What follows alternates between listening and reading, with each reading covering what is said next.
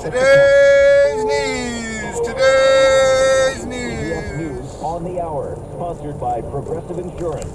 I'm Deborah Rodriguez. A new volley in the tariff war between the U.S. and China.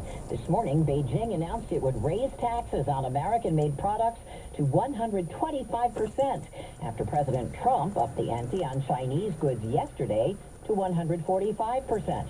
CBS's Michael Wallace. China's finance ministry says this will be its last tariff increase because even if Trump continues to raise his, it will no longer make economic sense and will become, quote, a joke in the history of world economy. If you're wondering how the higher tariffs will affect you, business analyst Jill Schlesinger. The company that buys the product is going to decide how much of an increase are we going to pass on to the consumer.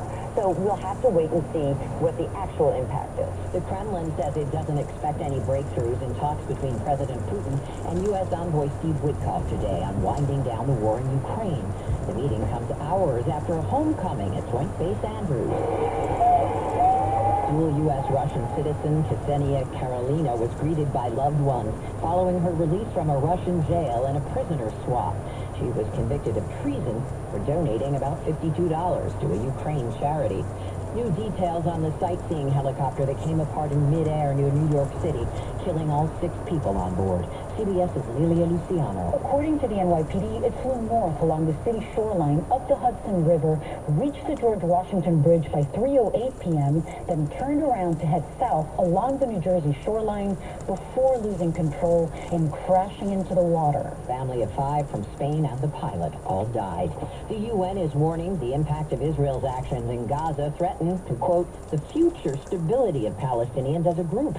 Reporter Linda Gradstein from Jerusalem. A new UN report said that since March 18th, when the ceasefire collapsed after 2 months, there have been more than 220 Israeli strikes on residential buildings and internally displaced Gazans.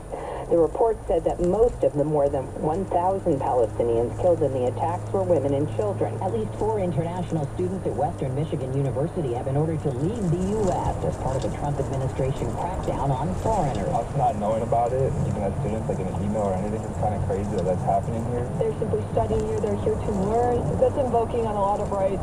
Top golfers have just teed off for round 2 at the Masters after Justin Rose stole the show yesterday, building a 3-shot lead over defending champ Scotty Scheffler. I still love the game enough to kind of make the sacrifices that are required to play well at it. Rose matched his personal best at Augusta with a 65. U.S. futures up just slightly. This is CBS News. Well, that's today's news. Today's news. I didn't hear any good news, did you?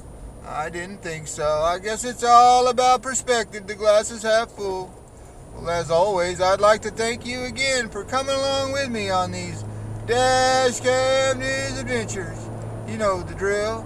Peace, love, and all that hippie jazz. Bye-bye, everybody. It's 57 degrees in Oakland, California.